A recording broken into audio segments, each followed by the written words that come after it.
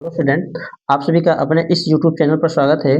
तो आज हम सब इस वीडियो में कक्षा 9 गणित एनसीईआरटी प्रश्नावली 1.2 के प्रश्नों को हल करेंगे। तो देखिए, इसमें पहला प्रश्न कर रहा है, नीचे दिए गए कथन सत्य हैं या असत्य है, कारण के साथ अपने उत्तर दीजिए। जिसमें पहला प्रश्न है, प्रत्येक अपरिमेय संख्या एक वास्तविक संख्या होती है। तो यहाँ पे हमको बताना है ये सत्य है कि असत्य है। तो यहाँ पे स्टूडेंट हम जानेंगे कि अपरिमेय संख्या किसे कहते हैं और वास्तविक संख्या। इसके बाद हमको पता चलेगा कि ये सत्य है कि असत्य है। ठीक है, तो यहाँ पे सबसे पहले लिखेंगे अपरिमेय संख्या जो होता है इरेशनल नंबर। जो इरेशनल नंबर होता है इसके बारे में हम लोग एग्जाम्पल के तौर पे समझेंगे। तो इरेशनल नंबर जो होता है, जैसे हम लिखते हैं अंडर रूट के 2, अंडर रूट के 3 या ऐसी संख्या है, कौन सी संख्या कहलाती है? अपरिमेय संख्या कहलाती है। ठीक है, और जो वास्तविक संख्या होती है इसके बारे में जान लेते हैं। तो जो रियल नंबर होता है, जो रियल नंबर होता है उसका एग्जाम्पल हम समझेंगे। तो रियल नंबर में क्या होता है कि परिमेय संख्या भी आती है और अपरिमेय संख्या भी आती है। तो परिमेय संख्या के रूप में जैसे हम लिख सकते हैं कि 1, 0, 1/3, -4/3, है ना? ये परिमेय संख्या भी आती है और प्लस कौन सी संख्या आती है? अपरिमेय भी संख्या आती है, जैसे अंडर रूट के 2, अंडर रूट के 3, पाई, इस तरीके से संख्या है। ठीक है, अब क्वेश्चन पे चलेंगे। तो क्वेश्चन कह रहा है कि प्रत्येक अपरिमेय संख्या एक वास्तविक संख्या होती है। तो प्रत्येक अपरिमेय संख्या जो है ये वास्तविक संख्या में क्या बैठा है? तो यहाँ पे हम देखेंगे स्टूडेंट कि जितनी भी परिमेय संख्या है यहाँ पे, सॉरी, जितनी भी अपरिमेय संख्या यहाँ पे है, तो यहाँ पे देखेंगे जो रियल नंबर है इसमें ये बैठा है। तो यहाँ से हम कह सकते हैं कि प्रत्येक अपरिमेय संख्या एक वास्तविक संख्या होती है। तो ये हमारा पहला जो ऑप्शन है वो क्या हो जाएगा स्टूडेंट? सही हो जाएगा। ठीक है, पहला ऑप्शन क्या हो जाएगा? सत्य हो जाएगा। चलिए देखिए इसका दूसरा क्वेश्चन। देखिए, क्वेश्चन नंबर दूसरा कह रहा है कि संख्या रेखा का प्रत्येक बिंदु अंडर रूट यम के रूप का होता है जहां यम एक प्राकृतिक संख्या है। तो चलिए देखिए, अगर हम किसी भी संख्या को संख्या रेखा पे दर्शाएंगे तो यहाँ पे हम ऐसे लिख लेते हैं एग्जाम्पल के तौर पे स्टूडेंट कि यहाँ से 0 और इधर की संख्या जितनी भी जाएगी हम प्लस की ओर लेकर जाएंगे। तो ये संख्या हम मान सकते हैं कि ये संख्या जो है हमारी प्लस की ओर जाएगी और इधर जो संख्या आएगी बाएं तरफ वो आ जाएगी माइनस की संख्या। ठीक है, अब क्वेश्चन में कह रहा है कि संख्या रेखा का प्रत्येक बिंदु अंडर रूट यम के रूप का हो सकता है। तो आप ध्यान दीजिए कि संख्या रेखा पर क्या प्रत्येक बिंदु अंडर रूट यम के रूप के हो सकता है? और ये भी कह रहा है कि जहाँ यम एक प्राकृतिक संख्या है। ठीक है, अब प्राकृतिक संख्या जो होता है, जो नेचुरल नंबर होता है वो होता है 1, 2, 3, 4, 5 ऐसे करके संख्या होती है।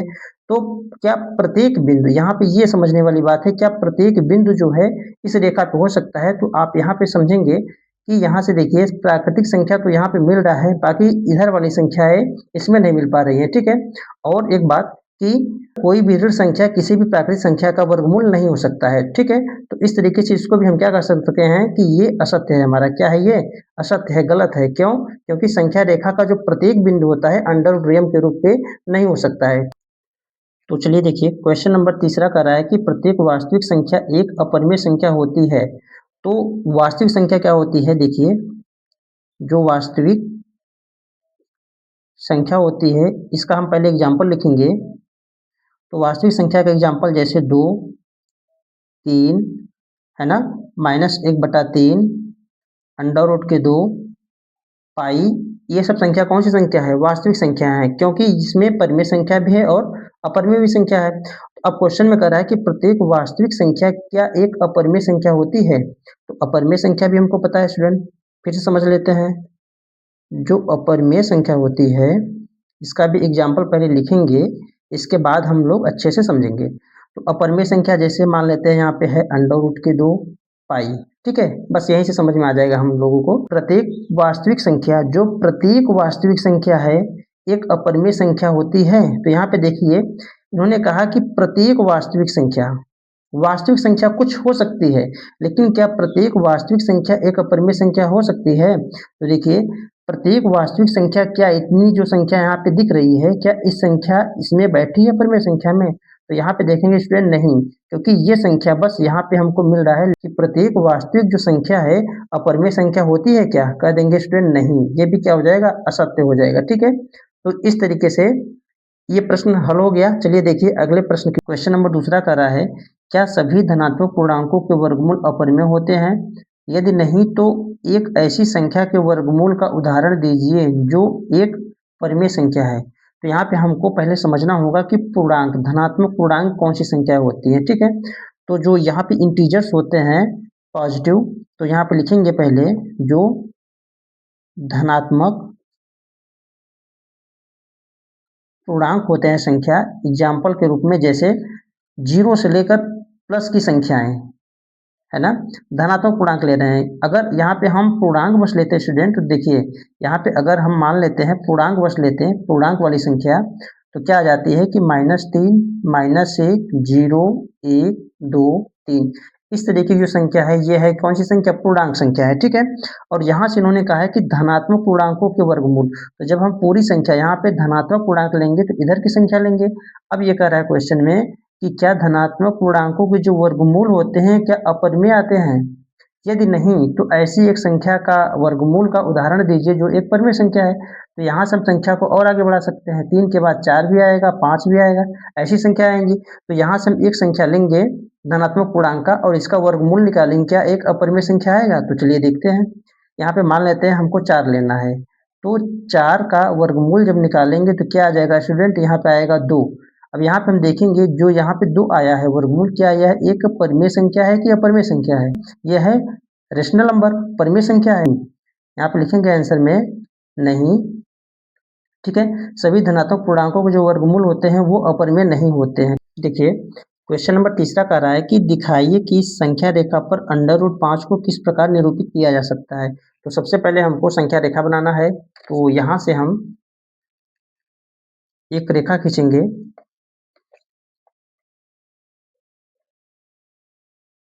इस तरीके से, और इस पे हम बिंदु ऐसे करके दर्शा देंगे,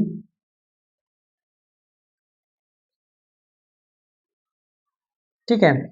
इसके बाद हमको क्या करना है स्टूडेंट, यहाँ पे पहले इसका नाम लिखेंगे, ये है 0, 1, 2, 3, 4, 5, 6, इस तरीके से। अब देखिए यहाँ से हम क्या करना है हमको कि यहाँ से 0 से यहाँ 1 इकाई और ये 2 इकाई है, ठीक है। तो यहाँ से ये जो दूरी है, ये दूरी, ये है 2 इकाई, ठीक है। और यहाँ पे जो 2 है स्टूडेंट, यहाँ पे इसको हम मान लेते हैं b, और इसको जो 0 है यहाँ पे मान लेते हैं a, ठीक है। और b पर एक लंब हमको खींचना है। तो लंब का मतलब ये होता है कि इस रेखा पर एक ऐसी रेखा खींचना है कि जो एक 90 अंश का कोण बनाए। तो यहाँ से हम बिल्कुल सीधी रेखा खींचेंगे बिंदु B पर या 2 पर, ऐसे करके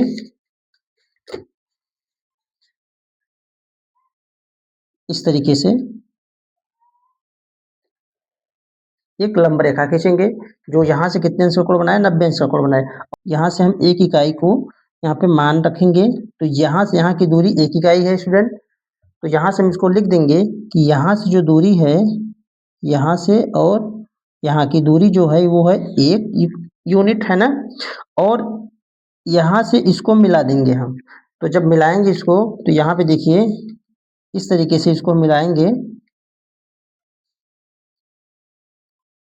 इस तरीके से इसको हम मिला देंगे और यहाँ पे एक नाम दे देंगे कि यहाँ पे नाम हो गया C। तो ये जो देखिए बिंदु ABC एक समकोण त्रिभुज बन रहा है, ठीक है।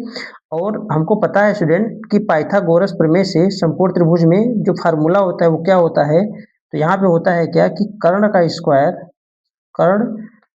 बराबर लंब का स्क्वायर धन आधार का स्क्वायर।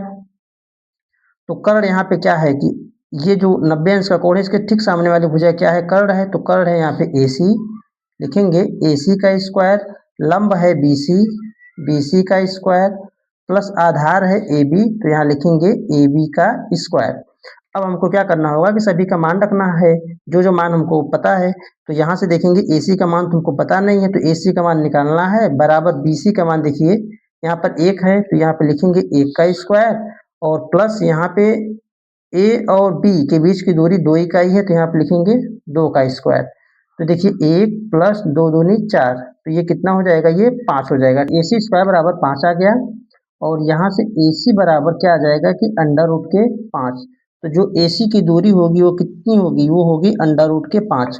अब हमको क्या करना है स्टूडेंट कि प्रकार की सहायता से, ठीक है, प्रकार की सहायता से यहाँ से दूरी नाप के, यहाँ से देखिए ये एक प्रकार की नोक को यहाँ रखेंगे और यहाँ से पेंसिल की नोक होनी चाहिए और इस पे रख कर ये दूरी प्रकार में भर के यहाँ से जब इस दूरी को हम ऐसे स्टूडेंट काटेंगे, चाप लगाएंगे, तो जो यहाँ पे दूरी काटेगी, यहाँ पे इस रेखा पे जहाँ पर ये बिंदु कटेगा वो कौन सी दूरी कहलाएगी, वो कहलाएगी अंडर रूट के 5। तो इस प्रकार से हम अंडर रूट के 5 को संख्या रेखा पे दर्शा सकते हैं। अगर वीडियो पसंद आए तो लाइक और चैनल को सब्सक्राइब जरूर करिएगा।